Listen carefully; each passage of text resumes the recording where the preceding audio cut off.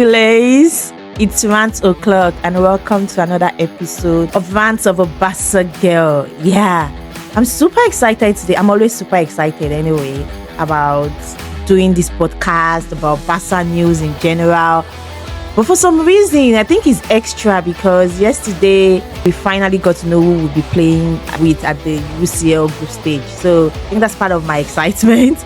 Plus, it's cold. It's raining in London today and it's really cold. And I have a hot cup of coffee in my hands. Yes, I love coffee. And then I have this big grey duvet round around my legs. Not that anybody cares to know. I don't even know why I'm saying this. I'm just telling you how it is right now where I am seated, I hope you're all fine wherever you are in the part of the world. I hope you're feeling happy. I hope you are enjoying football as usual. But most importantly, I hope you're enjoying being a Barca fan and you remain a Culé forever like me. Anyways, back to business. So last week we spoke about how we had to move back to Montjuic, how Camp Nou is not ready, and how UEFA gave us a big slap in our face by rejecting our offer to play the first game away. Basically, we also spoke about the first game of the season, how we won 3-0 against Mallorca. It was really exciting. So if you don't have time to catch that episode or any of the other episodes that we've done, scroll down and you can listen to all of them. I promise you, they are super, super exciting. You would feel involved. And then you can go back to our social media and rant as much as you want about it. We would reply, we would engage any time of the day. Thank you. And I also actually wanted to read a comment that came up on our YouTube channel, which is from Sam Eze. And this is what he said. I'm quoting verbatim. He said, "This is nice. You gained a subscriber. How? Thank you so much. This is just me giving you a big shout out. I know I already replied, but thank you. I believe also that Barça board are probably lying to us. I feel something is wrong on that underground. That's why they can't give us a definite date. Well done, by the way." Thank you, Sam Eze. Thank you. Yes, I think something is wrong. I think we discussed that last week, how the board can't just stop lying to us. How they can't, for some reason, they feel like lying is the best legacy for them. But anyways, we wait and see. Camp Nou is nowhere ready. So we wait and keep all hope alive. I think that's the word. So today we would be discussing about the first comeback of the season. Yes, we played Levante, and if someone that told me that game would go the way it went, I probably would have said, go away. Come on, it's Levante. They just came back they just got up to laliga.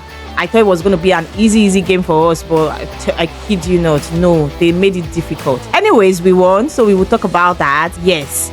And then we would move on to Fermin López transfer rumours. I mean, the one that is giving me headache, the one that is making my heart palpitate.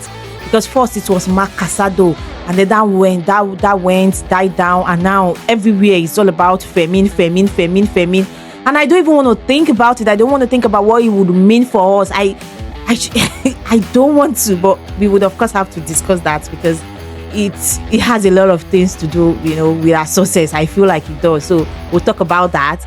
And then we would of course talk about the UCL draw that happened and who we will be playing. I'm super excited about that. I think that's what my excitement is all about, because finally we get to know who we are playing with.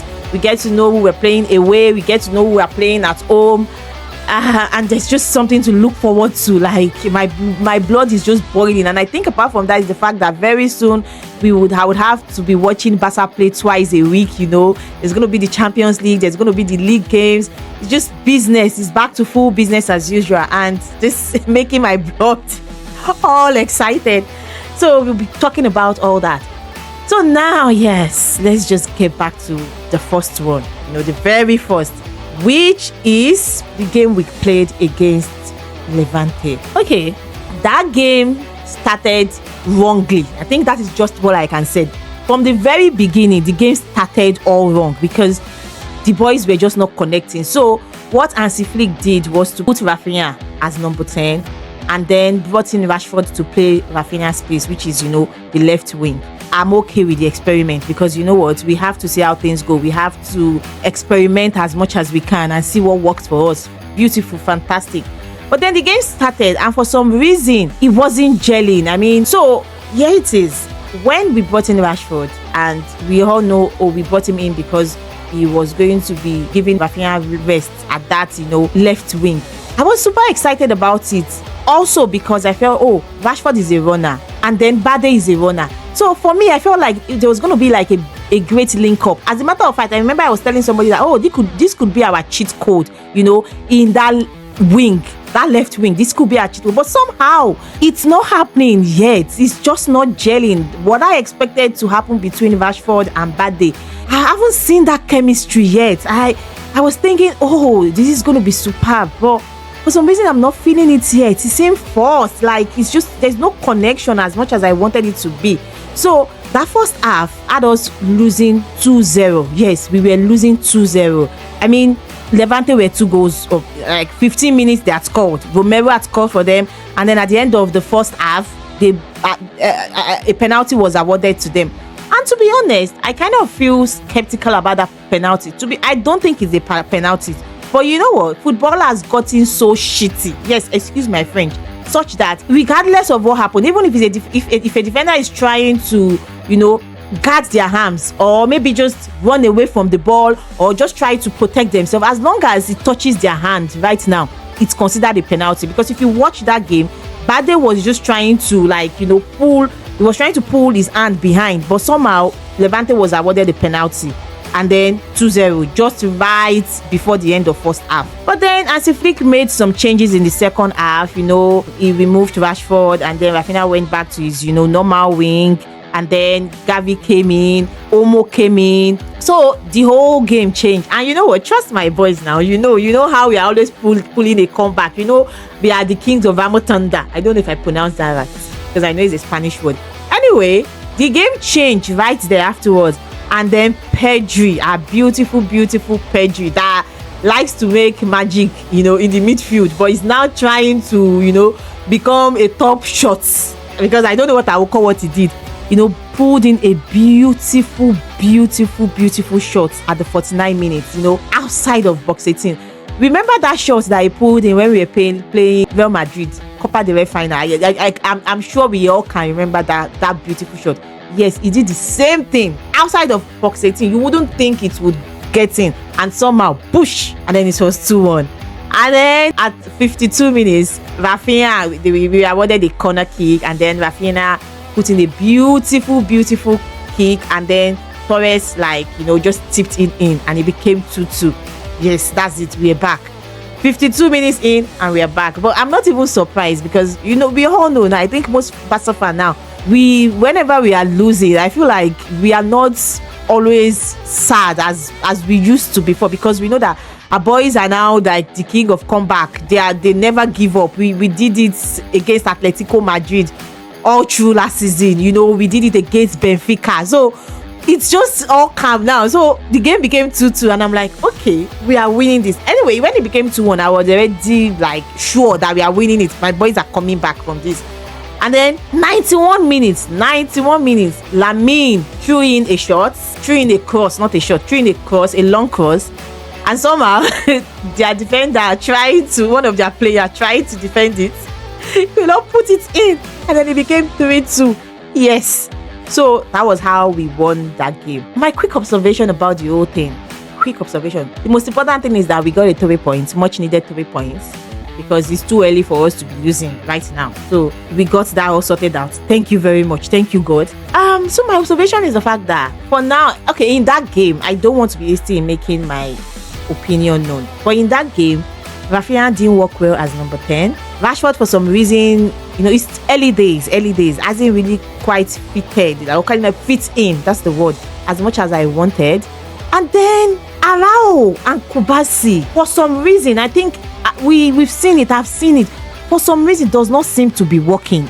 Both of them at the center back. I can't explain. I know, yes, Arao did seem to do a decent job last game, but for some reason, it's not like how it used to be between Kubasi and Inigo. And I think that's why I'm very sad about Inigo leaving, because last season was about, Kubasi and Inigo finding their balance, and they form a beautiful sync that, kind of gives me confidence, kind of, stabilizes me in a way. I don't know if I can use that statement. And so to have that yanked away, especially when we still haven't sorted out our defense issue, it's giving me a headache. And now we are experimenting so much at that back.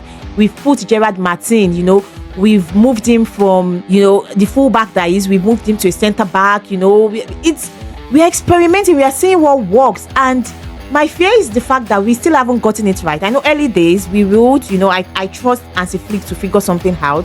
But I think I still prefer maybe Christensen and Kubasi, link up, or maybe Christensen and I don't know. We still have to find something that works anyway, because it's a long season. Not even, especially now that we've seen who will be playing at the Champions League group stage.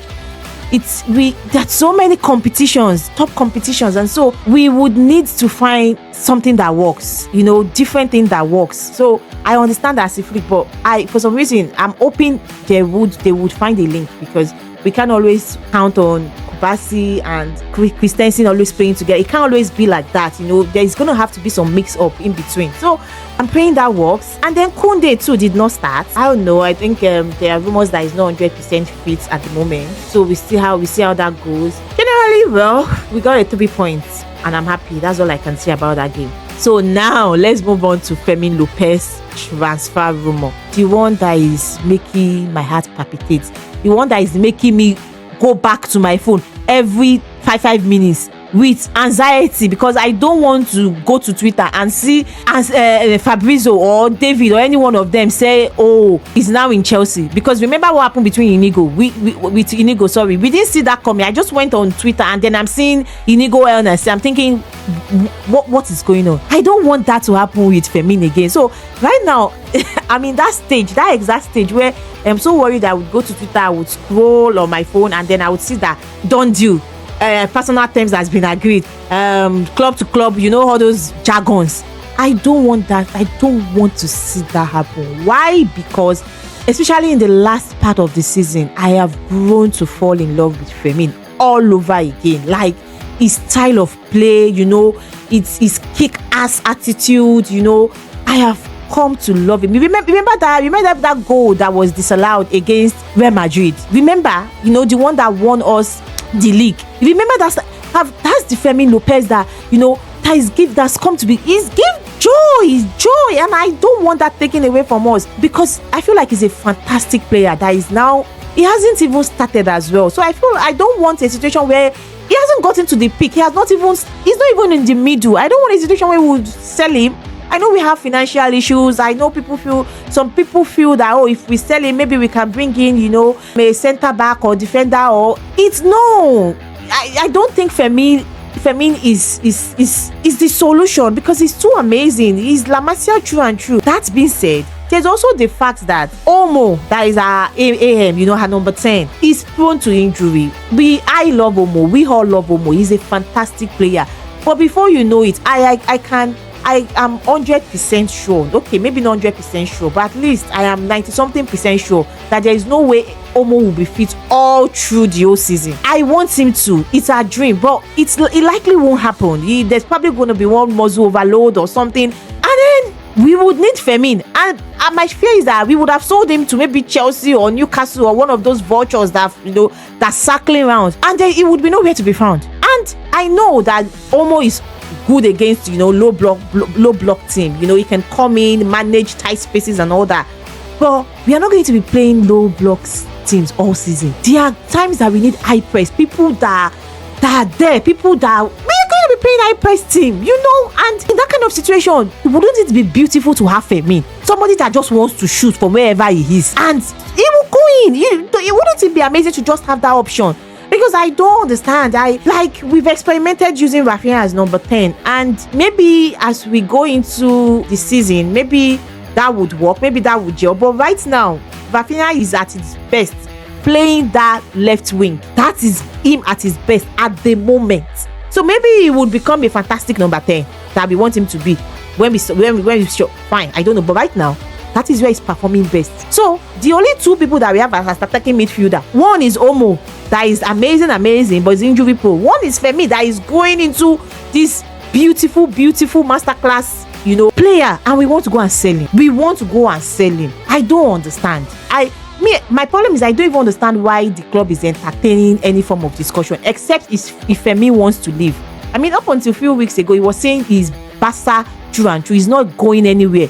So except he wants to leave, which, trust me, that would really make me sad, because I want him in Barca. I feel like there is room for him to grow to be a superstar in Barca. So except if he wants to leave, I don't even know why we're entertaining that conversation in the first place. What is going to happen? And now they're saying, Chelsea is saying, oh, they want to play 50 million euros, and we are saying no, it's too low. They're saying, okay, they are going to hop it, and then all of a sudden there are rumors that Newcastle too is interested, Tottenham is interested. I'm thinking, well, what are you guys talking about? But let me tell you, my biggest fear in all this is the fact that, Xavi Simons, we all know Xavi Simons, the Lisbon, attacking midfielder that Chelsea has been pursuing all through this long transfer window. And we thought, oh, that's a done deal. There was personal terms that's been agreed between them. It's just for, document to be signed. Shocker. All of a sudden, overnight, Tottenham has hijacked the deal. They've not even hijacked. It's now a done deal. He's moved to Tottenham. Medicals has been done. He's signed all documents already. Which means, as it is right now, that deal is out of Chelsea hands. They don't have Xavi Simons. And that is where my worry seeps in. Because I don't want to wake up. Not even wake up. I don't want to just pull out my phone. And before I know it, I'm hearing news that Fermin is now in Chelsea. That heartbreak. Trust me, guys, you don't want, because I'm going to come back here and rant. The rant that I will rant. Excuse my French. It will be so big. I'm hoping to see him play against Rayo in our next game. I am hoping. That's just my prayer. So that's about Fermin, and that's what I believe. That's my stand on this whole transfer brouhaha. Okay, guys, let's move on to the UCL. Yeah, you better believe. They said it's going to be 5 o'clock. Remember, it's 5 o'clock UK time. Your girl is in front of the TV at 4:55, seated in front of the TV just to watch the whole thing happen. And then it was 5 o'clock. They started the whole program. And guys, I just have to rant about this because I was angry. Last year where they had this video, like a UCL advert video, just to kick in the whole thing, and then there was Ibrahimovic and UEFA president, and last year was beautiful, short, not too long, amazing, great video, beautifully done. But you see, this year, I don't know who was there, I don't know who advised them. It was long and boring. I'm thinking, you guys get this, why am I interested? It was unnecessarily long with all sort of nonsense information that nobody cared about. There was Ibrahimovic, there was UEFA president and his board saying things that nobody actually cared about. The video was unnecessarily long. And then to top it all ended with Ibrahimovic getting presidential award. Don't get me wrong, I am happy for him. He's a fantastic player. We all know his record. But couldn't you just have given him the award and not waste our time by making us listen to that? That video was not even interesting at all. Zero memorable. I'm serious. It wasn't memorable at all. Anyways, finally they did all their shenanigans, and then it got back to the draw proper. And then they brought in Kaka. You all remember Kaka, AC Milan. I used to be in love with Kaka. And Real Madrid. Anyway, too bad he eventually moved from AC Milan to Real Madrid. But I mean, I still like him. Maybe not love him anymore, but I liked him. Anyway, they brought in Kaka and Ibrahimovic as well on the stage, to basically be in charge of, pulling out, the balls and of the draw. Anyways. And so it got to us, guys. This is the team that we are playing. In case you did not happen to watch that live. So we drew against PSG, we drew against Chelsea, Frankfurt, Club Brugge, Olympiacos, Slavia Praha, Copenhagen, and Newcastle. Yes, those are the 8 teams that will be playing. I know, at the group stage. And now, guys, the good thing is also the fact that the fixtures is out. The fixtures is out, and we are going to be playing Newcastle away first. I'm not sure I like that for us, because I feel like that's one of the toughest game in the fixture. Why are we starting with that? I don't know if this is a good news or bad news, because you remember how we asked UEFA to let us play our first game away. But well, good news, we will be playing away now. We're playing Newcastle away. But I also don't want, which would mean probably Camp Nou will be ready for us to, play our group stages. But I also don't want our home game to just have 26,000 people because I feel like that's too small. I want noise. I want big noise. So maybe Monjok is still the better option because at least that can accommodate 66,000 people. So yes, the fixture came out and we will be playing Newcastle first. Yeah, we'll be going to St. James for that. And then we'll be playing PSG at home, which is good. I like that. And then the next two games is going to be away, Club Brugge on the 5th of November. And then we play Chelsea on the 25th of November. And then we play Stuttgart December 9th. That's home as well. And then we'll play Slavia away 21st of January. And then Copenhagen 28th of January. That's going to be home as well, and then that ends the group stage. Well, we see how it goes. I don't want us to end up being first. I would prefer maybe second or third, just because those that come first before us. I remember Liverpool. Remember last season they came first and it was a disaster for them anyways. So that's it. Fingers crossed. I'm super excited about the game. Particularly excited about the PSG, the Chelsea PSG, because remember, I feel like that was supposed to be the final of last season. It was supposed to be Chelsea and PSG Barcelona, but that didn't happen, and Inter did not really pull strength. Like it was like an easy ride for PSG in that final. I'm sure that's not the final everybody wanted to see because it was like very boring, easy ride for PSG. So now they're playing Barcelona and I want to see how that plays out. Nobody can say, oh, we have an easy fixtures now because we're playing the champions. I want to see how my boys will rise to that occasion. I'm very curious to see what would happen. And then we go to Stamford Bridge to play Chelsea. That's another game I'm interested in, just because Chelsea fans have been very loud on Twitter. They've been very particular about the way we play. They've keep saying Hansi Flick's eye line is something they can totally destroy, and there's nothing fantastic about it. So yeah, I want them to eat their words because they are going to eat their words. Anyway, another one I'm actually excited about is also Newcastle, and we are playing them first. Well, we see how it goes, guys. We see how it goes. And then there's Stuttgart. Yes, remember the last time we met them, Evo Pass 2022. It was 3-2, and then we lost. Better days ahead. Thank God, better days ahead. I think that's the right word, because now we are in Champions League, and it's fantastic. Those days of playing in Europa are long gone. And then we are in Pot 1 as well. So I want to see that. I want to see us totally destroy them. Yes, it's revenge time. Yeah, so I'm very particularly excited about those 4 games. But we see how it goes. But anyways, that's that about that. That's all the rants I have in me right now, Culé. And that's it for today's episode. So over to you. I want to hear from you guys. What do you think about these fixtures? Are you as excited about it as I am? What do you think? Which of these teams do you think is going to give us the toughest time? Do you think it's PSG? Do you think it's not Chelsea? Do you think it's Newcastle? What do you think?